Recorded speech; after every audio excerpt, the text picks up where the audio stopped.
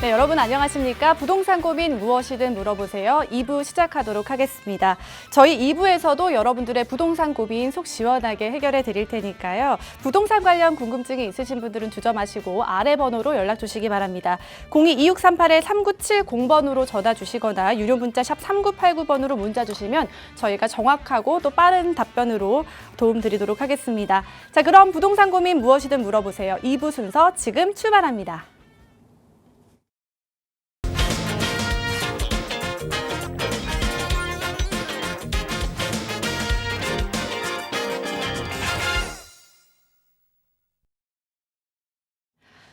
네, 6월 1일 월요일 이 시간 함께하고 계십니다. 이번 시간에는 여러분들에게 유망 투자처를 소개해드리는 시간 가져보도록 하겠습니다. 주식회사 차원부동산투자연구소 김문준 이사님 자리해 주셨습니다. 어서 오세요. 네, 안녕하십니까. 매주 월요일 오후 2시에 또 부동산 고민 해결드리고 있는 차원부동산투자연구소의 김문준 이사입니다. 아무래도 이제 이틀 정도 남았습니다. 드디어 이제 지방선거 앞두고 있는데요. 많은 분들 굉장히 관심 많으실 겁니다. 그런데 결과가 어찌되든 이 공급이 부족한 부분에 대해서는 정말 현실입니다. 그렇기 때문에 저는 계속 이 공급 완화에 대한 정책들이 계속 나올 거라고 생각을 하고 있거든요. 그래서 저희가 그러면 이 시장에 어떻게 움직여야 되냐. 지금 재개발이 정말 하고 있지 않은 곳을 찾기가 어려울 정도로 많은 지역들이 진행을 하고 있습니다. 그 속에서 돈 될 수 있는 그러한 지역들을 제가 콕 집어서 말씀을 드릴 수 있는 게 저희의 역할이라고 생각을 하니까요. 혼자 좀 고민하지 마시고 부동산 고민 있으시면 지금 연락 주시기 바랍니다. 제가 좀 명쾌하게 답변 드리도록 하겠습니다. 네, 저희가 본격적으로 돈이 될 수 있는 투자처 짚어드릴 텐데요. 그 전에 시청자분들의 고민 상담부터 한번 만나보도록 하겠습니다. 먼저 문자 상담 준비되어 있습니다. 끝번호 샵 4088님, 현재 의왕시 백운호수 해링턴 플레이스에 실거주 중입니다. 2년 전 상도 14구역 인근 모아타운 다세대 주택도 매수해서 보유하고 있는데요. 그런데 실거주하고 있는 의왕 아파트 상승폭이 생각보다 크지 않아서 앞으로 어떻게 해야 될지 고민입니다. 라는 문자 사연 남겨주셨습니다. 전문가님 어떻게 보실까요? 네, 시청자님 반갑습니다. 연락 잘 주셨는데요. 지금 현재 의왕 어떻게 보면 백운호수 앞쪽에 해링턴 플레이스 아파트에 거주를 하고 계시다라고 말씀을 해주셨습니다. 사실 제가 질문을 드리면서 매각하는 게 좋겠는데 라고 말씀을 드리려고 했는데 지금 현재 총 2주택자죠. 그래서 해링턴이 있으시고 그 다음에 상도 22구역 모아타운 가지고 계십니다. 2년 전에 매수를 하셨다고 하셨는데 요 지금 백운호수 해링턴은요. 일단 매각은 하십시오. 왜 그러냐면 금액이 안 오릅니다. 여기가 금액이 안 오르는 이유는 굉장히 고립되어 있어요. 그래서 교통이 정말 좋지가 않은 부분이 있고요. 두 번째로는 공기 좋고 정말 이 호수에 어떻게 보면은 공기 좋고 주차도 하기 편하고 살기 너무나도 좋습니다. 그러한 지역들은요. 가격이 안 오릅니다. 물론 그린벨트 해제해서 만든 아파트이기 때문에 굉장히 살기는 좋겠죠. 하지만 분양 당시보다는 올랐겠지만 지금은 저는 매각을 하시는 게 맞다라고 생각을 합니다. 그런데 어차피 2년 전에 상도를 매수하셨기 때문에 지금 또 일시적인 1가구 2주택이거든요. 그래서 3년 안에 결국 매각을 하셔야 비과세를 또 받을 수가 있습니다. 그래서 어차피 매각을 하셔야 되는 거 지금 매각을 하시는 게 저는 좋겠다. 그리고 돈이 될 수 있는 곳으로 갈아타는 게 좋겠다고 말씀을 드려야 됩니다. 그래서 제 생각에는요. 지금 여기 보시면은 이번에 요거 매각하시고 아까 전에 상도동 가지고 계시다고 하셨나요? 제가 상도동 가지고 계시니까 상도 한번 말씀을 드리겠습니다. 이 상도는요. 지금 이 신대방 삼거리에서 이 상도역까지를 저는 상도 뉴타운이라고 생각을 하거든요. 그 정도로 굉장히 큽니다. 이 재개발을 지금 진행하고 있는 곳들이요. 그리고 그 위쪽에 보면은 사실 노량진 뉴타운이 있죠. 그래서 저는 이렇게 생각을 해요. 이 상도 뉴타운에 계시는 분들은 무조건 노량진 뉴타운이 잘 되기를 바라고 기도를 해야 됩니다. 그래야 상도의 가치가 더더욱 올라간다라고 생각을 하셔야 되는데 지금 시청자분 가지고 계신 게 여기 보시면은 요 지역쯤 지금 가지고 계실 겁니다. 상도 22구역이죠. 여기는 지금 현재 모아타운으로 하고 있는데요. 제가 방금 그 전에 위에서 말씀드렸다시피 상도 뉴타운은 노량진 뉴타운의 행복을 어떻게 보면 빌어줘야 된다고 했잖아요. 이 상도 22구역은 어떻게 해야 되냐면 바로 요 앞쪽에 상도 14나 15구역 있죠. 신속통합입니다. 요 행복을 또 빌어줘야 됩니다. 그래서 여기가 잘 되면 상도 22구역이 빠르게 또 모아타운으로서 속도를 가져갈 수 있을 거라 저는 생각을 합니다. 그래서 어차피 상도동 여기 가지고 계시니까 시청자분, 저는 차라리 이 14, 15구역 안쪽에서 신속통합이니까 여기 서울시에서 어떻게 보면 정말 대표적인 신속통합 단지로 지금 진행을 하고 있거든요. 8억 정도 선이면은요. 지금 아까 해링턴이 아마 8억에서 한 8억 5천 하실 거예요. 이거 매각하시고 돈이 될 수 있는 지역으로 저는 방 3개짜리 빌라로 가시는 게 맞다라고 생각을 합니다. 그래서 14구역이 됐든 15구역이 됐든 어디든 가셔도 되니까 굉장히 빠르게 진행을 할 겁니다. 그래서 바로 옆에 상도 22구역도 가지고 계시고 14, 15까지 같이 가셔가시는데 요 앞쪽에 보면은 이제 21구역, 그 다음에 23구역. 제가 여기 다 제 아파트랑 포함해서 모이게 되면은요 거의 한 15,000세대 가까이 될 거로 생각을 하고 있거든요. 그러니까요 꼭 오늘 제가 말씀드린 요 14, 15구역. 왜냐하면 이 신속통합은요 거주를 해야 됩니다. 토지거래 허가를 받아야 되거든요. 그래서 어차피 입주를 해야 된다면 그것을 무기로 삼고 저는 들어가라라고 말씀드리면서 마무리 드리도록 하겠습니다. 네, 매도 의견 주시면서 눈여겨볼 곳들도 조목조목 짚어주셨으니까요. 참고하시고 향후에 또 궁금증 있으시다면 다시 한번 연락 주시기 바랍니다.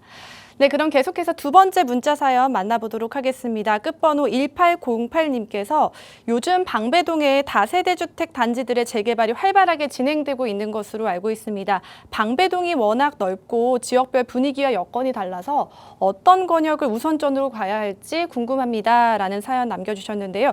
재개발과 모아타운의 추진 현황 그리고 입지 등 종합적으로 고려를 해봤을 때 어느 곳을 투자하면 좋을지 질문 주셨습니다. 어떻게 보실까요?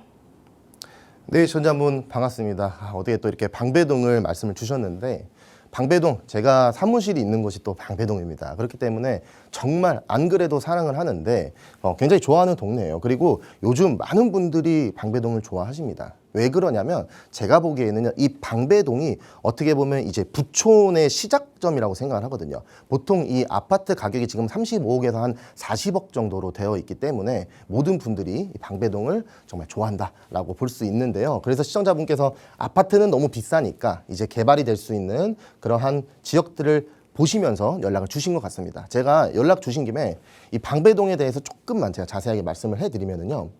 일단 아까 재개발에 대한 활동이 굉장히 많다라고 말씀 주셨는데 사실상 네, 많습니다. 그런데 그 재개발이 신속통합이라든지 뭐 역세권 재개발 이러한 재개발이 아니고요. 모아타운이나 민복 이러한 재개발 움직임들이 많은 겁니다. 그 말이 즉 뭐냐면 제가 생각하는 방배동은요. 사실상 재개발은 끝났다고 봐야 됩니다. 그래서 지금 당장 재개발 일반적으로 노후도가 30년이 이상 되는 재개발을 할 수 있는 지역은 아닙니다. 그렇기 때문에 많은 지역들이 지금 모아타운을 진행을 하고 있는 거예요. 모아타운은 20년 기준으로 노후도를 체크를 하거든요. 그렇기 때문에 이 강남 지역들이 특히나 이 모아타운 개발을 하기에 굉장히 적합합니다. 자, 이 방배동을 굉장히 많은 분들이 좋아하시는데 그 좋아하는 가장 대표적인 단지가 바로 방배 5구역이었죠. 그래서 이 방배 5구역 지금 현재 굉장히 또 공사 올라가고 있는 중이고요. 그 위쪽으로 방배 6구역 레미안 원페를라 이미 입주를 최근에 완료를 했습니다. 그러면서 이 5구역 바로 아래쪽에는 방배 15구역이라는 곳이 있고요. 그 다음에 요 뒤쪽으로는 이제 13구역 이미 다 허물었습니다. 그리고 요 앞쪽에 이제 14구역도 허문 상태예요. 그리고 여기 앞에 조그만하게 977번지라고 있는데 여기 서초구에서 제1호 모아타운입니다. 그래서 이미 시공사까지 선정을 해서 빠르게 지금 나아가고 있습니다. 하지만 이 지역들을 제외하고는 제가 방금 말씀드렸던 것처럼 재개발할 수 없습니다. 그렇기 때문에 모아타운, 민복을 지금 많이 진행을 하고 있는 거예요. 그래서 어느 지역을 하는 게 좋냐라고 말씀 주셨는데 지금 진행하고 있는 것들을 말씀드리면서 제가 가장 방배동에서 1등으로 꼽는 지역까지 말씀을 드려보도록 하겠습니다. 지금 보시면은 이러한 재개발들이 이미 지정해서 가고 있는 거를 제외하면은요.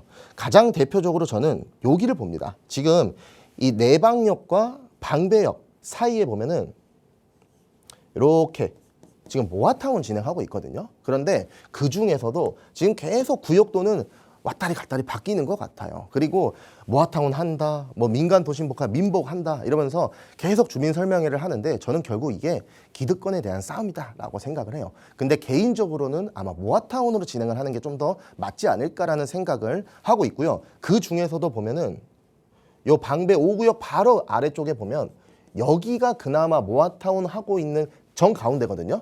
요 앞에 흥하브라울이라는 아파트 있는데 그 뒤쪽입니다. 그쪽이 가장 그래도 노후도가 잘 맞는다고 생각을 합니다. 그래서 직접 현장에 가보면 정말 빨간 벽돌들이 아주 많아요. 그렇기 때문에 저는 여기가 그래도 좀 희망적이다라고 생각을 하고 있고요. 두 번째, 이 내방역과 또 총신대 있고 이수역 사이에 보면은 서문여자고등학교 있습니다. 그래서 이 서문여자고등학교 앞쪽으로도 모아타운에 대한 움직임이 있긴 있어요. 방배 5구역을 바로 앞에 두고요.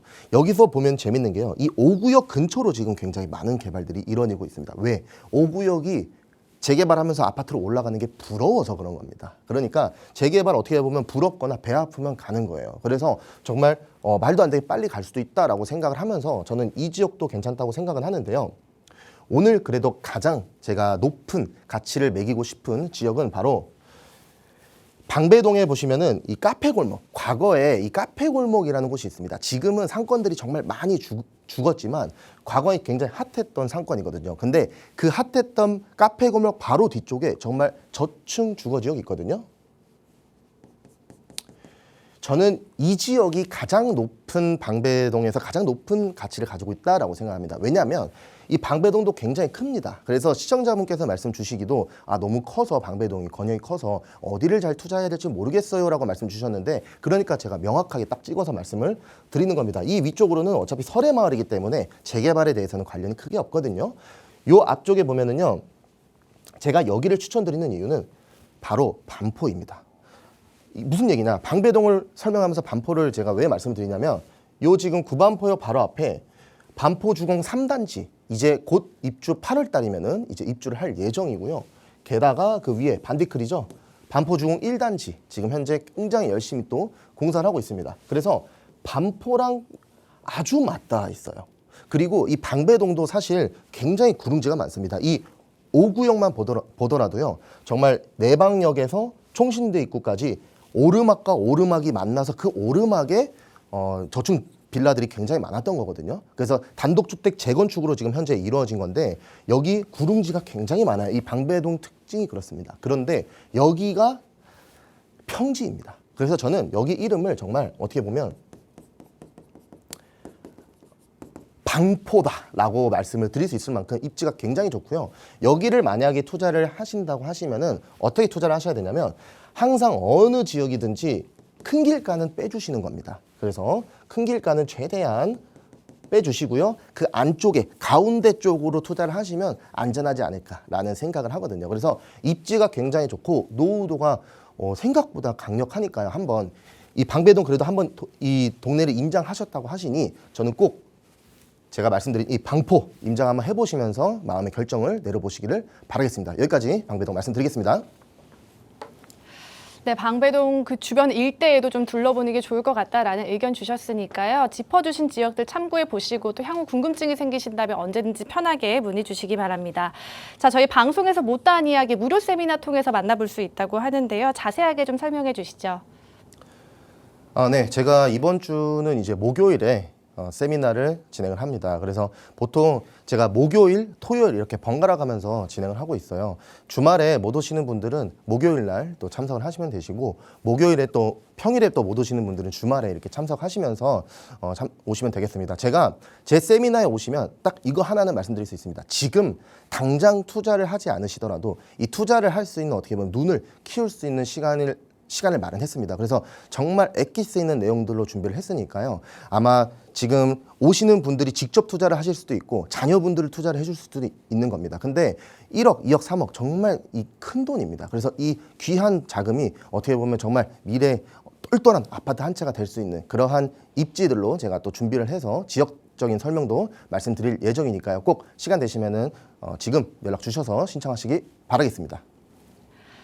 네, 저희와 함께 투자의 눈을 키워보고 싶으신 분들은 무료 세미나 꼭 참석해 보시면 좋을 것 같습니다. 목요일 오후 1시 금액별 투자처뿐만 아니라 현실적인 투자 전략까지 무료로 준비하셨다고 하니까요. 문의는 동일합니다. 02-2638-3970번으로 연락 주시면 저희가 답변 드리도록 하겠습니다. 자, 그리고 또 한 번 이야기를 나눠보도록 하겠습니다. 서울 동남권 핵심 주거지인 삼전동에서도 또 한 번 변화를 앞두고 있는데요. 재개발 추진이 본격화되면서 시장의 관심도 굉장히 주목되고 있는 상황입니다. 송파구 삼정동으로 가서 오늘은 미래 가치가 어떠한지 살펴보도록 하겠습니다.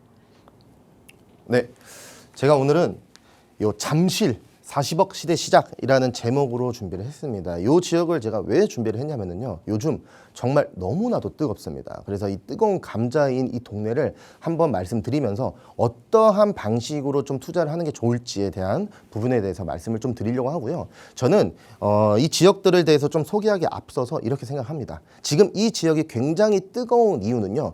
모두가 어떻게 보면 주택수가 빠지는, 요즘 이 주택수가 빠지는 주택들이 굉장히 인기죠. 주택수가 빠지면서 강남에 점 하나 콕 찍고 싶은데 강남은 보통 다 좋은 입지들은 6억을 넘어가다 보니까 주택수가 빠지는 이러한 혜택들을 받을 수가 없어서 투자를 못하는 경우가 많습니다. 그런데 제가 보는 생각으로는요. 지금 이 잠실에서 특히 이 송파구의 삼전동이 주택수가 빠지는 6억 이하로 어떻게 보면 가장 이제 유일한 마지막이지 않을까라는 생각으로 준비를 한 겁니다. 그래서 투자금이 2억 후반으로 지금 가능한 지역이니까요. 이 지역에 대해서 어떻게 조금 접근하시면서 투자를 하시는 게 좋을지에 대해서 한번 제가 말씀을 드리겠습니다. 처음에 이제 말씀드리기에 앞서서 이 지도 많이 보셨죠? 서울 전역과 어떻게 보면 경기 12곳이 10-15 대책 때 묶인 겁니다. 조정 대상 지역, 투기가열 지역, 게다가 토지거래 허가까지 묶였죠. 지금 현재 이 토지거래 허가로 묶였는데 굉장히 부작용들이 많습니다. 그런데 제가 이 지도를 그 당시에도 보고 딱 느꼈던 게 뭐냐면요. 강남 3구와 용산 보이시나요? 색깔이? 민트 색깔로 다르죠? 다른 겁니다. 다 같이 묶어놨는데 달라요. 실제로 이 토지거래 허가에 대해서도 다주택자가 무주택자한테 넘길 수 있는 시간들이 저번 달, 저저번 달 이렇게 있었었는데 그때 강남 3구 용산은 4개월 안에 잔금을 했었어야 됐고 그 외의 지역은 6개월 안에 잔금을 해야 되는 것처럼 정말 달랐습니다. 똑같이 묶어놓고도 이렇게 다른 지역을 저는 이걸 보면서 더더욱 강남 3구 용산에 점을 찍어야 되겠다. 특히나 무주택자 분들이라면 더더욱입니다. 그래서 저는 요 지도를 보면서 그렇게 생각했다라고 말씀을 드리고요. 이 잠실에 대해서는 사실 입지는 너무나도 좋기 때문에 이 지도를 완전히 펼쳐놓고 말씀드릴 필요는 없을 것 같은데 제가 요 지역에서 조금 보시면 좋을 부분에 대해서 말씀드리면은요. 이 잠실에 특히 이제 잠실과 삼성에 어떻게 보면 강남의 동남권에서 가장 큰 개발 호재를 가지고 있는 지역이 있습니다. 바로 삼성동 현대차 GBC랑 잠실 마이스죠. 그래서 요 개발이 이루어지게 되면 결국 가장 큰 수혜 지역이 되는 지역을 보다 보니 이 잠실 본동과 삼전동의 안에 딱 들어오더라라고 말씀을 드리겠고 그리고 그 앞쪽으로 보면은요. 바로 청담동이죠. 그리고 아래는 이제 삼성, 그 다음에 대치, 그리고 잠실입니다. 자, 청담, 삼성, 대치, 잠실 어떻게 보면 정말 강남의 정중앙이다라고 생각을 하시면 되겠습니다. 제가 이렇게 말씀드릴게요. 지금 잠실에서요. 당연히 이 한강에 붙어있는 아파트들이 일대장이죠. 잠실에 어떻게 보면 대장 아파트들이 있는 곳이다라고 보시면 되겠고요. 그 아래로 보면 이렇게 방이동까지 저층 주거지역이 있습니다. 이 저층 주거지역이 과거에는 재개발을 할 수 없었는데 최근에 이제 모아타운이라든지 민간 도심 복합 이러한 개발들로 통해서 개발할 수 있는 땅으로 바뀐 겁니다. 그러다 보니까 요즘 많이 정말 이야기를 또 들으시는 거고요. 그 흐름에 올라탈 수 있는 게 저는 정말 중요하다고 생각을 하는데요. 이렇게 봅니다. 자금이 조금 여유가 되시는 분들은요. 이 석촌호수 보이시죠? 이 석촌호수 앞에 여기는 상가가 굉장히 많은 지역이에요. 왜냐하면 이 호수가 있으니까 아무래도 뭐 아이스크림도 먹어야 되고 커피도 한잔 하고 밥도 먹어야 되지 않습니까? 그러한 이 호수에 오시는 분들을 또 담아내야 되거든요. 그래서 정 투자를 이 잠실 본동과 삼전동이 투자하고 싶은데 자금이 좀 안 되신다라고 하시는 분들은 이 앞라인은 조금 피하시고 그나마 뒤쪽에서라도 하시는 게 좋겠다라고 말씀을 드립니다. 그리고 그 아래쪽으로 보면은요, 뭐 헬리오시티, 가락시장 쪽 보면서 뭐 삼익 아파트, 오금 현대 이런 아파트들이 작은 이제 또 재건축들을 앞두고 있는 지역들이 많은 지역입니다. 제가 요렇게 하나 말씀드릴게요. 자, 요 왼쪽에서 오른쪽으로 갈수록 조금씩 비싸지죠. 그리고 위에서 아래로 내려갈수록 약간 매매가가 내려갑니다. 이걸 반대로 얘기하면 아래에서 위로 올라가고 오른쪽에서 왼쪽으로 올수록 좋아진다는 거거든요. 그러면 저는 이렇게 봅니다. 지금 하나의 울타리가 요 엘리트 아파트, 그 다음에 잠실 주공 5단지, 뭐 장미, 아시아 선수촌이랑 잠실 본동 3전동까지의 한 울타리가 전 딱 만들어진다라고 생각을 해요. 그래서 굉장히 어떻게 보면 상급 지역입니다. 지금까지 그러면은 개발을 못하고 있었지만 앞으로는 개발을 할 수 있으니까 제가 뒤에서 또 말씀을 드리겠습니다. 아무래도 이 지역을 말씀드릴 때는요, 이 대장 아파트 분명히 말씀을 드려야 됩니다. 이 대장 아파트 가격 첫 번째로 보시면 방금 제가 말씀드린 엘리트죠. 엘스, 리센츠, 트리지움이라고 합니다. 그래서 엘리트가 보통 지금 한 35억 선 되어 있고요. 강남 아파트 가격 많이 내렸다 뭐 했다 이런 얘기들 많이 들었는데 5월 9일 양도소득세 중과가 끝나기 전에 이미 잠실 엘스나 리센츠, 트리지움 아파트들이 전고점이 35억 정도였거든요. 이미 다 돌파를 했습니다. 그래서 지금 사실 나와 있는 호가들은 더 비싸지만 제가 실거래 기준으로 말씀을 드리는 거고요. 그 다음에 그 오른쪽에 보면 이제 잠실 주공 5단지가 있습니다. 여기 지금 매매가가 국평 기준으로 한 43억 정도 됩니다. 그래서 잠실은 이미 40억 시대가 시작된 지 오래다라고 생각을 하셔야 되겠고요. 그 다음에 요 아래쪽으로 보면은 우성 1, 2, 3차 여기도 지금 재건축 진행을 하고 있고 우성 4차도 지금 거의 한 30억까지 올라가려고 하고 있는 중입니다. 그래서 전부 다 재건축 진행하고 있는 중인데 제가 왜 이 빨간색으로 여기만 이렇게 칠해드렸냐? 투자 유망 지역이기 때문에 그런 겁니다. 그래서 최소한 이 지역에 투자를 하실 거면은요, 제가 표시해드린 요 정도 입지에서 일단은 첫 번째 단추를 시작을 하셔야 된다라고 보시면 되겠고요. 이 잠실에 어떻게 보면 개발 호재가 크게 한 3개 정도가 지금 있는데요. 첫 번째로 보면은 잠실 운동장이죠. 이 잠실 마이스 산업 지금 현재 개발하고 있고 그 다음에 앞쪽으로 현대차 GBC가 있고요. 그 다음에 요 뒤쪽에는 코엑스 지금 앞쪽으로 영동대로 지하 복합 개발입니다. 그래서 요 개발들이 같이 이렇게 이루어지면서 국제 교류의 복합 지구가 되는 겁니다. 최근에 엔비디아 회장이라든지 삼성 이재용 회장도 이 삼성역에서 치킨 회동을 가졌죠. 그만큼 이 삼성은 정말 국제 교류의 복합 지구로 거듭나고 있고요. 이미 그렇게 진행된 지 오래입니다. 자, 그럼 첫 번째로 보면은 이 잠실 마이스 산업부터 보면은요. 뭐 돔구장 그리고 전시장, 컨벤션 이러한 것들을 지금 또 개발을 하는 건데요. 글로벌 마이스 허브로 이제 거듭나는 겁니다. 그래서 요 그림에 보시면은 여기가 마이스고요. 그 앞쪽으로 보면은 현대차, GBC 그리고 영동대로 지하화까지. 그래서 이렇게 쭉 코엑스까지 이어지는 국제 교류의 복합 지구가 되는 겁니다. 자, 두 번째로 GBC 개발인데요. 이제 과거 이제 옛날에 이제 한전부지죠. 원래는 지금 현대차 부지인데 크게 105층으로 지어가지고 진행을 하려고 했었는데 서울시와 협의를 통해서 한 60층 가량 지금 건물 3개 정도 들어오는 높이로 진행을 합니다. 그래서 밑에 이렇게 공원까지 해가지고 아주 또 좋게 진행되고 있다라고 보시면 되겠고요.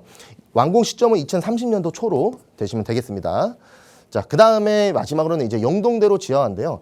이 영동대로 지하화, 삼성역 지금 코엑스 앞에 가면은요, 크레인 막 엄청 올라와 있고 차가 항상 막히죠. 그게 바로 이 영동대로 지하화 때문에 그런 겁니다. 그래서 GTX, KTX, 2호선, 9호선 버스 이 5개가 정말 모두 연결되는 국가급 환승 허브입니다. 이렇게 되면은요, 코엑스부터 GBC 그리고 잠실까지 한 번에 이어지는 지하 도시를 구축을 할 거고요. 2019년도 지금 완공 시점으로 보고 있는데 서울 동남권의 어떻게 보면 미래 교통 변화가 가장 크게 반영되는 겁니다. 이거 보이시나요 지금? 버스 환승장, 그렇죠? 1, 2층 공고, 상업시설이 있겠고요. 지하 4층부터는 KTX, GTX, 위례신사선 등등 정말 많습니다. 그래서 이렇게 보통 터미널들이 요즘에는 다 지하화로 통하고 있다. 터미널 공사들이 이런 식으로 된다라고 보시면 되겠습니다. 자, 그러면 오늘의 이제 가장 메인인데요. 어디를 어떻게 투자하는 게 좋을까에 대한 부분입니다. 제가 여기 지금 현재 20년 기준으로, 왜냐하면 이 잠실은요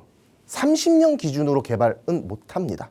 명확하게 말씀드리는데 30년 기준으로 보면 노도가 확 떨어져요. 근데 2005년도, 2004년도 이때 지어진 건물들이 굉장히 많아가지고요. 20년 기준으로 보면 거의 평균 70% 정도에 임박하는 노후도가 나오는 동네입니다. 그렇기 때문에 이 지역이 지금 모아타운이라든지 민간 도심 복합으로 굉장히 어떻게든 바꿔보려고 노력을 하고 있는 거다라고 보시면 되겠는데요. 첫 번째로 보시면은 요 왼쪽이 이제 잠실 본동이라는 곳이고요. 오른쪽이 이제 삼전동입니다. 보통은 이 상단과 하단 이런 식으로 이야기를 하면서 나누거든요. 그래서 최근에 여기 지금 보시면은 가장 대표적으로 삼전역 바로 앞쪽에 지금 잠실동 329번지 SH 모아타운이라고 이미 지정이 됐습니다. 그래서 26년 2월에 지금 후보지로 선정이 된 지역이 있는데요. 여기 제가 이거 왜 표시해드리냐? 약 68% 정도의 노후도로 지정이 됐다라고 보시면 되겠고요. 지금 지도에서 조금 잘 보이실지 모르겠는데 항상 이렇게 큰 길은 좀 빼고 하는 겁니다. 그래서 요 지역들도 다 큰 길을 저는 최대 사실 2개 정도까지 들어가주면 좋긴 하겠지만 안 되면 하나라도 빼서 들어가시고요. 지하철에서 항상 동그라미 2개씩 그리셔서 투자를 하시는 게 좋겠습니다. 자, 그러면 그 옆에 보면은 잠실 우성 4차 재건축이 있습니다. 아크로 잠실인데 49층까지 올라가죠. 최근에 작년 12월에 이제 관리 처분 인가 났고요. 이번 연도 10월이면은 이주할 겁니다. 그래서 지금 한 825세대 정도 예정을 하고 있는데 실제로 이 지역은요. 모아타운도 선정이 되고 재건축도 정말 빠르게 진행이 되고 있는 겁니다. 저는 이렇게 생각을 합니다. 요즘에 이 지금 삼전동 아래 지금 하단 지역이 민간 도심 복합으로 굉장히 핫해가지고 금액들이 많이 올랐는데요. 아직 요거는 조금 시기상조일 수 있습니다. 왜 그러냐면 이 민간 도심 복합은요. 1월 달에 서울시 조례가 나온 건 맞지만 아직 6월 이후로 운영 지침이 나와야 됩니다. 그래서 그 이후로 조금 더 저는 지켜봐야 될 필요가 있다고 생각하고요. 차라리 당장에 이렇게 되지 않은, 여기 지금 금액대가 거의 한 2억 이상씩 다 많이 올라버렸거든요. 그래서 요렇게 되지 않은 삼전동 상단, 요 상단도 앞쪽에 조금 지하철 쪽에 이제 빼시고 위쪽으로 보시는 게 좋지 않을까. 뭐 그거는 왼쪽을 보시든 오른쪽을 보시든 상관은 없습니다. 그래서 이러한 지역에 지금 투자를 하시면 좋겠는데 제가 여기 지금 현장 시세를 한번 보니까요. 6억 이하로 지금 들어갈 수 있는 어떻게 보면 진짜 마지막 기회라고 생각을 하고요. 여기 보니까 3룸도 있더라고요. 6억 후반에. 저는 정말 이게 투자성이 많다고 생각을 하거든요. 3룸은 어떻게 보면 지금 한 3억에서 3억 5천 정도의 현금으로 자녀분들 아파트 사줄 수 없습니다. 그러니까 이러한 지역에 3룸 사주셨다가 신혼부부가 되더라도 입주가 충분히 가능하고요. 아기가 나중에 나오더라도 입주가 가능하니까 저는 이러한 지역에 정말 강남 하나에 3룸까지 콕 찍어가지고 2년 거주해서 비과세 만들면 3, 4억 올라가는 거는 금방이라고 생각을 합니다. 그래서 이러한 지역들 한번 판단해 보시면 좋겠는데 제가 요 지금 노후도 분석을요. 광진구의 자양 이동을 갑자기 말씀을 드리는 겁니다. A구역인데 여기가 지금 보시면 20년 기준으로 이미 지정이 됐는데 66%거든요. 요 삼전동 제가 지금 방금 말씀드린 이 삼전동 상단 노후도가요 68%입니다. 광진구 지금 자양 이동 거의 작년에 한 6억 정도 했던 것들이 지금 10억, 11억 하지 않습니까? 잠실 굉장히 좋은 입지니까 이 삼전동 지금 보시면서 자양동 보시면서 무조건 따라갈 수 있겠구나라고 생각을 하시고 저는 접근하시는 게 좋겠습니다. 자, 그래서 오늘의 투자 포인트 정리를 해드리면 잠실 마이스, 삼성동 GBC, 영동대로 지하화. 그래서 대한민국 최대 개발 중심지입니다. 트라이앵글이라고 보시면 되겠고요. 역세권 6개 노선을 정말 동시에 누리는 곳입니다. 서울 동남권 교통 입지를 주목해야 되고 노후도 평균 70%인 구간이에요. 그래서 그러한 구역들이 정말 다수 형성되어 있으니까요. 지금 재건축, 모아타운, 뭐 민간 도심 복합 동시에 정말 다 같이 일어나고 있는 이 흐름에 올라타시는 게 좋겠다. 어떻게 보면 정말 마지막이다. 이제 6억 넘어가는 것들이 많습니다. 그렇게 되면 투자가 쉽지가 않거든요. 그래서 제가 이렇게 말씀을 드리고요. 방금 제가 말씀드렸던 요 시세는요. 제가 현장에서 이미 조사를 완료했기 때문에 그 정도로 되고 있습니다. 그래서 요 지역에 대해서 정말 조금 궁금하시거나 어떻게 보면 이 매물에 대한 또 상담이 좀 필요하신 분들은 따로 연락 주시거나 세미나에 오시기 바랍니다. 그럼 제가 정말 좀 자세하게 말씀을 드려보도록 하겠습니다. 여기까지 말씀드리겠습니다. 감사합니다. 네, 요즘 재개발이 좀 떠오르면서 이와 관련해서 어디를 투자하는 게 좋을까, 투자의 눈을 키워보고 싶으신 분들 굉장히 많으실 겁니다. 그런 분들 위해서 이사님께서 무료 세미나 열어주신다고 하시거든요. 간략하게 빠르게 소개 부탁드릴게요. 네.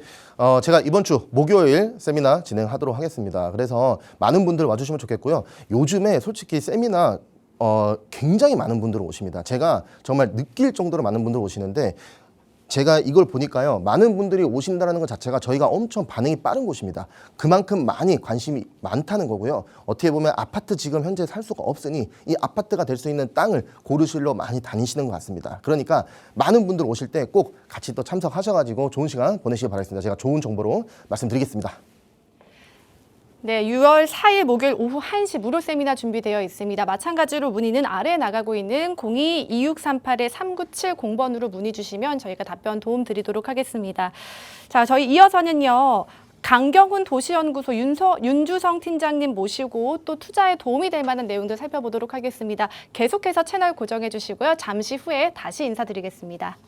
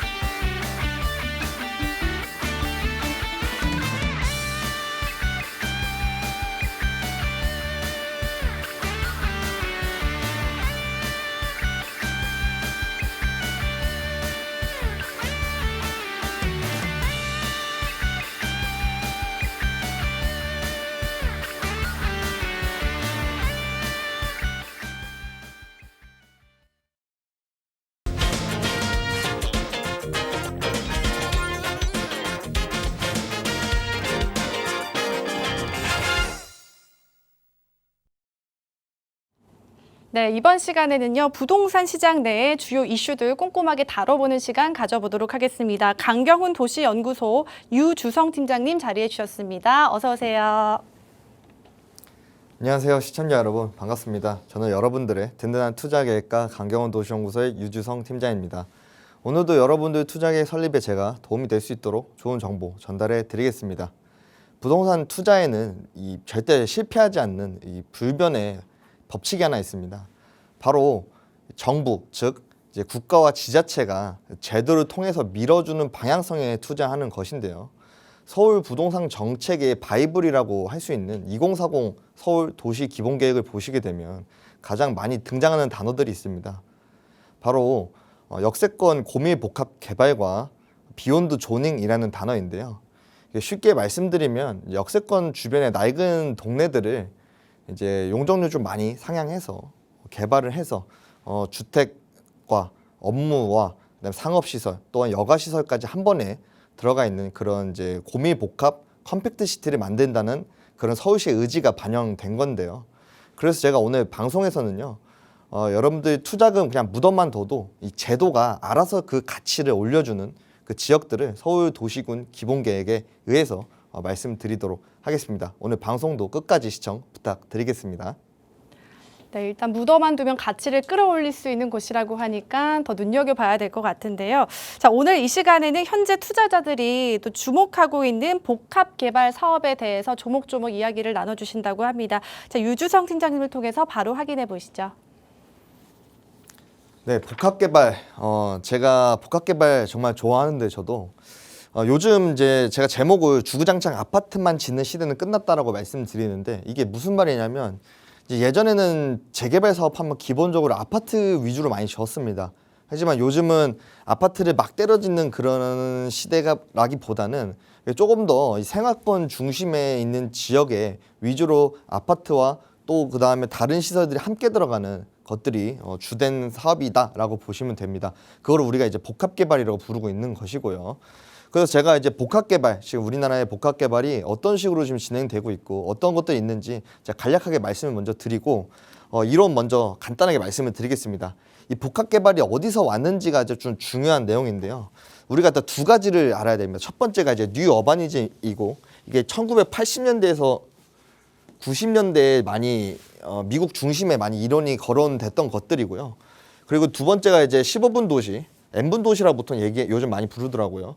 이게 이제 2010년대부터 20년대까지 프랑스 파리 중심에 이제 완성이 됐던 그런 도시계획 이론들이다, 운동이다라고 보시면 되는데, 이제 뉴 어바니즘이 이제 뭐냐면 간단히 말씀드리면 예전에는 이제 기능주의의 도시들이 완성이 됐다면 지금은 휴먼 스케일, 사람에 의해서 사람의 사이즈에 맞게끔 인간 경험 중심의 도시를 만들고, 그렇기 때문에 걸어 다녀야 되니까 보행성 강화, 보행성 강화다 보니까 자연스럽게 자동차 중심의 스프롤, 자동차 중심의 도시 확장에 대해서는 반대라는 의견을 갖고 있는 것입니다. 그래서 대중교통 지향 개발, TOD 방식으로 할 수밖에 없습니다.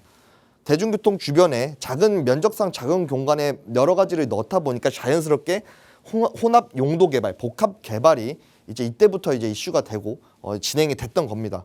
2000년대 15년 이제 들어와서는 이제 15분 도시, 이게 카를로스 모레노 교수님의 이제 프랑스에서 시작이 된 건데, 그때 이제 기존에 있던 뉴 어바니즘을 토대로 이제는 면적과 거리보다는 시간 중심, 인간이 얼마나 걸어갔을 때 15분 내에 뭐가 있고 뭐 자전거 타고 갔을 때 뭐가 있는 그런 것들을 또 위주로 만들겠다라고 얘기하는 게 지금 15분 도시의 개념이다. 우리가 뭐 크로노 어바니즘이다라고도 부르는 그런 개념입니다.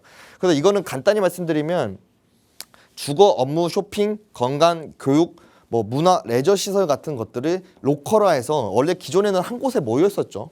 뭐 큰 특정 지역들에 모여 있었다면 지금은 로컬화해서 분산시키는 개념이다. 이게 왜 그렇게 됐냐면 기후 위기, 지금 아시다시피 탄소 문제가 많이 있죠. 그 지구 온난화 때문에 기후 위기 대응과 그다음에 코로나 이후에 팬데믹 이후에 이 도시의 회복 탄력성을 위해서 한 군데 모여 있으면 한번 딱 세게 맞으면 무너지면 일어나기 힘들지만 여러 군데 분산해 놓으면 다시 회복하기 좋다. 그것 때문에 지금 분산 정책을 하는 겁니다. 그래서 생활권 중심으로 재편하는 도시가 되고 있다. 이렇게 보시면 됩니다. 그래서 간단하게 말씀드리면 평일에는 학교를 써요.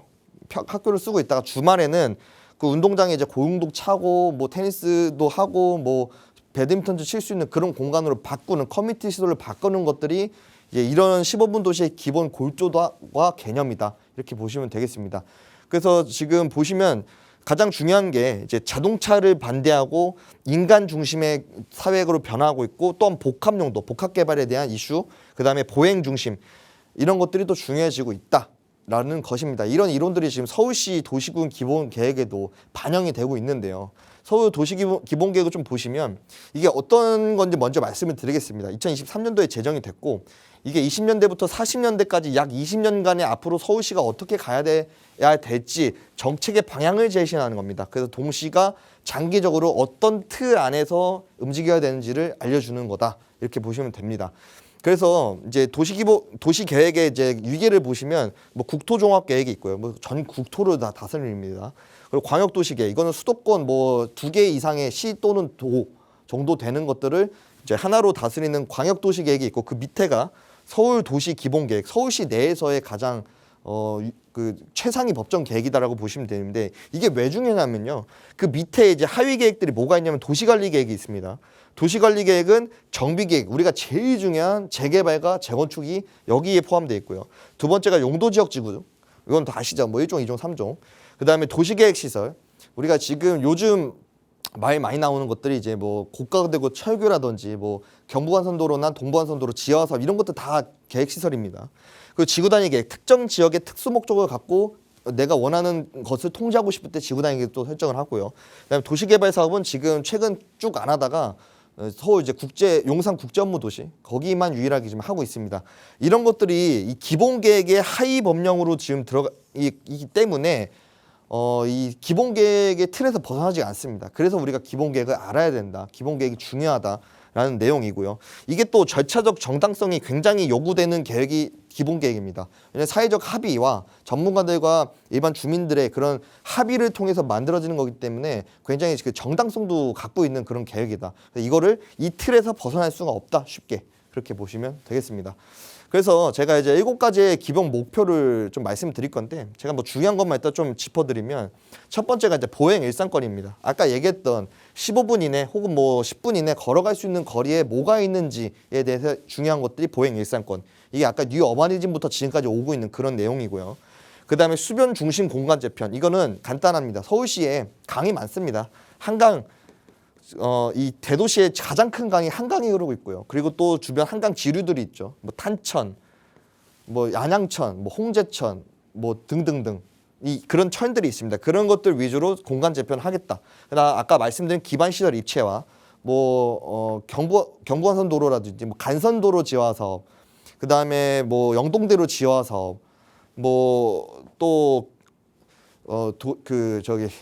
그 고속버스 터미널 이제 입체 복합 사업도 다 여기에 포함되는 거다. 이렇게 보시면 되겠습니다.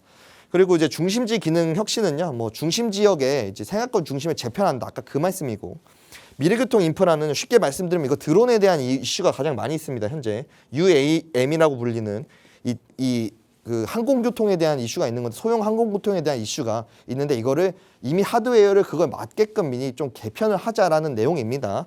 그리고 탄소 중립에 대해서는 우리 환경에 대한 이슈 다 알고 계시죠. 뭐 지금은 화석연료를 줄이자 그 내용이고 마지막에 아까 말씀드린 복합 개발에 대한 이슈가 들어가 있는 건데 지금 우리가 기존에 갖고 있던 그 용도 지역 지구제로는 이 복합 개발을 담아낼 수 없으니 이거를 바꿔보자라는 게 지금 이 7대 목표에 다 들어가 있는 이슈고요. 그래서 제가 중요한 딱 2가지를 뽑았는데요. 아까 말씀드렸던 보행 일상권. 이 보행 일상권은 아까 말씀드린 것처럼 지하철역 TOD, 지하철역 주변에 뭐 일자리도 있고 뭐 상점도 있고 문화 공간도 있고 녹지 공간도 있다. 이게 기본 골조입니다. 그래서 서울시에서는 이거를 직주락이라고 표현했습니다. 일하고 놀고 뭐 살고 그러니까 상업, 주거, 뭐 업무가 다 포함된 것들이 한 지역에 있다. 걸어갈 수 있는 거리 내에 있는 것들이 이렇게 포함을 하자라는 것들이고 그다음에 이거를 이제 담아내는 그릇을 만들기 위해서 제도가 필요한 것이거든요. 그 제도를 지금 기존 용도 지역제가 이제 뭐 한계가 있습니다. 이게 이제 영국과 독일에서 1980년대부터 산업화 때 만들어진 게 지금 현재 형태거든요. 용도 지역이라는 것들이. 근데 이게 이제 유클리드 조닝도 이게 미국에서 만들어졌는데 이게 지금 현대 도시계획의 이제 기조라고 볼 수 있는데 이게 이것도 벌써 100년이 됐습니다. 그래서 굉장히 오래된 제도들을 갖고 있다 보니까 그릇을 바꾸자라고 얘기하는 것들이 지금 다기능 복합 용도 모든 것들이 다 한 곳에 모여 있는 것들을 얘기를 하고 있는 것이다. 이게 중요한 내용이고요. 그래서 제가 이제 주거용 복합 개발이 지금 성공했던 지역들을 좀 말씀을 드리면 대표적으로 구의 자양 재정비 촉진지구가 있습니다. 여기가 구의역 앞에 있는 지역이고요. 재정비 촉진지구인데 여기 보시면 이제 호텔 업무 문화 판매 오피스텔이 복합 용도 개발. 여기 그래서 NC백화점 들어와 있고요. 현재. 그다음에 쿠팡 본사가 현재 들어와 있습니다. 그런 굵직굵직한 것들이 들어와 있다. 또한 여기 공공청사 광진구 청사와 의회가 여기 들어가 있고요. 그다음 뒤에 이제 오피스텔과 공동주택 롯데캐슬 이스트폴이 들어가 있는 게 지금 자양 1구역입니다. 자양 재정비 촉진 1구역이고 이게 이제 25년도에 입주를 다 끝냈기 때문에 지금 성공적으로 정착을 했다 이렇게 보시면 또 되겠습니다. 금액도 여기가 이스트폴도 한 30억대 돌파를 했거든요. 굉장히 성공한 지역이다라고 보시면 되고 이 구의자양 재정비 촉진지구가 굉장히 의미가 있는 것이 지금 보시면 자양 5구역도 스타트를 했습니다. 여기도 얼마 전에 이제 시작을 했기 때문에 여기도 지금 복합 개발을 들어간다라고 지금 제가 알고 있거든요. 지구단위계 보면 그래서 복합 개발 또 들어가고 또 위에 그 9구역도 화이트 사이트 개발을 통해서 업무와 상업과 업무 시설, 상업 시설 또한 주거 시설이 같이 들어가 있는 그런 지역을 만들겠다라고 하는 것입니다. 그래서 이거는 이제 쉽게 말씀드리면 화이트 사이트라는 게 이렇게 백지에다가 건물을 내가 마음대로 그리면 그게 내가 괜찮으면 그대로 가고 용적률 뭐 올려주고 종상향 해주고 뭐 그런 것들에 대한 이슈가 있는 것입니다. 그래서 여기는 첨단 업무지구로 아예 가겠다라고 지금 못을 박아놓은 상태입니다. 그래서 지금 이런 복합 개발들이 지금 계속 많이 이루어지고 있고요. 구의자양 재정비 촉진지구가 가장 성공적인 정착이다라고 볼 수 있고 다른 지역들도 계속 이루어지고 있습니다. 현재는 지금. 그래서 이제 복합 업무 지구를 떠나서 이제 복합 개발에 대한 이슈들이 많이 있는데 많은 분들이 헷갈려 하시더라고요. 그래서 제가 간단하게 정리를 좀 해드리면 이제 민간 일반 재개발이 있고 민간 도심 복합 사업이 있고 공공 도심 복합 사업이 있습니다. 이 세 가지가 지금 대한민국에는 존재하고 있고요. 이제 제가 뭐 어려운 내용인데 간단하게 말씀드리면 그냥 목적이 민간 재개발은 주택 공급을 좀 집중하는 것입니다. 아파트 짓는 거예요. 쉽게 말씀드리면. 그리고 민간 도심 복합 개발 사업은 성장 거점형과 주거 중심형이 있는데 기본적으로 성장 거점형은 그 지역의 아까 구의장 재정비 촉진지구처럼 상업과 업무 시설을 위주로 좀 가는 그 도심 지역의 기능을 재편하고 재고하는 그런 역할을 하게 되거든요. 주택 공급보다는. 그래서 좀 더 도심 기능 재편에 좀 치중이 되어 있다. 이렇게 보시면 될 것 같고 공공복합 사업은 공공주택을 짓는 것에 조금 더 집중을 하고 있습니다. 그래서 공공주택 사업이 오히려 주택 쪽에 만드는 사업, 주택 뭐 투자하시는 분들이나 주택을 보는 분들한테 조금 더 맞는 사업입니다. 좀 그렇게 보고 있고요. 시행 주체를 보시게 되면 민간 재개발은 거의 대부분이 조합이죠. 뭐 신탁사도 있겠지만 대부분이 조합입니다. 거의 90% 이상이. 그리고 이제 민간 도심복합 개발 사업 아직 시행은 했지만 스타트는 안 했죠. 근데 법령의 취지는 이제 신탁이라든지 리츠라든지 전문적으로 수익 사업을 했던 업체들을 민자로 넣어서 민간 전문기관의 전문성을 살리자는 게 법의 취지이고요. 네, 마지막으로 도심 공공사업은 LH라든지 국토부 산하의 국가 기관들이 들어가서 하는 공공사업이다라고 또 보시면 되겠습니다. 그리고 나머지는 다 비슷한데 이제 토지 확보에 대한 이제 이슈가 뭐 가장 큽니다. 일단 기본적으로 재개발은 감정평가 가격으로 토지 사업을 참여 안 하는 청산 대상자들은 감정평가 가격으로 그냥 수용해 버립니다. 그리고 이제 민간 도심복합 개발 사업은 민간 사업이기 때문에 매도 청구를 합니다. 그래서 기대에 이르고 감정평가보다 더 높은 금액으로 사들인다 이렇게 보시면 되고, 그다음에 수용 아까 말씀드린 공공주택 복합 사업은 수용 방식 마찬가지로 감정평가 가격으로 그냥 사들인다. 그래서 일정 수준 이상 넘어가면 그냥 사업 진행이 굉장히 빠른 속도를 보여주고 있고, 그게 이제 공공 도심복합 사업이다. 근데 여러분들이 이제 민간 도심복합 개발 사업은 다른 방송에서나 하도 많이 얘기를 들으셔서 제가 오늘은 공공 위주로 좀 말씀을 드릴 거거든요. 공공 도심복합 사업은 세 가지로 나눠져 있는데요. 일단 역세권 사업이 있고 준공업 사업이 있고 저층주거지 사업이 있습니다. 기본적으로 간단히 말씀드리면 그냥 역 주변에 500m 이내에는 하고, 여기는 이제 중공업 지역이 있는 지역에는 이 사업이 들어가는 거고, 저층주거지는 뭐 각자 뭐 노후 호수 밀도라든지 과소 필지라든지 뭐 주택 접도 등등을 평가를 해서 들어가는 사업이다. 이렇게 보시면 간단하게 보시면 될 것 같고요. 그래서 제가 이 공공주택 사업에 대해서 지금 한 예시를 하나 갖고 왔습니다. 지금 이 지역이 이제 아차산역 앞에 이제 9위 이동 27번지 일대인데요. 여기가 역세권에서 약 500m 이내 전체가 다 들어가는 지역이거든요. 그렇기 때문에 역세권 도심 공공주택 복합 개발 사업을 한다. 이런 사업들은 아까 용적률 제가 많이 올려준다고 그랬죠. 500%까지 올려주면서 세대수를 1663세대까지 빼준다. 여기가 13,000평밖에 안 되는데도 지금 이 정도 세대수가 나온다는 건 굉장히 많이 늘려졌다는 걸 볼 수 있습니다. 그 대신 공공주택 사업이다 보니까 당연히 임대주택은 450세대 정도 짓고요. 일반 및 조합 아파트는 약 1200세대 정도 짓는 그런 지역이다. 그래서 이 지역은 지금 보시는 것처럼 단지 배치 및 용도 계획이 어느 정도 지금 잡혀 있고요. 보시는 것처럼 조감도도 어느 정도 나와 있습니다. 최고 층수 기준으로는 34층까지 지금 올릴 수 있는 그런 지역이기 때문에 이 지역은 생활 인프라 사업과 같이 들어가는 그런 지역이다라고 보시면 되겠습니다. 그래서 지금 공공주택 복합개발 사업은 정부에서 굉장히 많이 밀어주고 있는 사업이고요. 제가 예시를 하나 드려주면 정부에서 사업을 진행할 땐 예비 타당성 조사라고 우리가 예타라고 하는 사업들을 꼭 진행을 해야 되는데, 지금 최근에 발표된 자료를 보시면 지금 이 도심 공공주택 복합개발 사업은 예타 조사를 하지 않겠다라고 지금 얘기를 했고요. 그리고 또한 여기는 이제 이주비 대출도 지금 다주택자 같은 경우는 안 나오는 걸로 지금 대출 규제가 되어 있는데, 이주비 대출도 공공주택 복합개발 사업에 한해서는 해주겠다라고 지금 얘기가 되어 있는 상황입니다. 그래서 속도감 있게 굉장히 빨리 가는 지역이다라고 좀 보시면 되겠고요. 그래서 제가 오늘 이제 유망 지역을 하나 말씀을 드리면 아까 말씀드렸던 아차산 역세권 9위 이동 도심 공공주택 복합개발 사업 추진 지역입니다. 이 지역은 지금 1.5룸이 약 6.9평 정도, 6평 정도 된다 보시면 되겠고요. 매매 가격은 1.5룸 기준으로 3억대 후반에 형성이 되어 있습니다.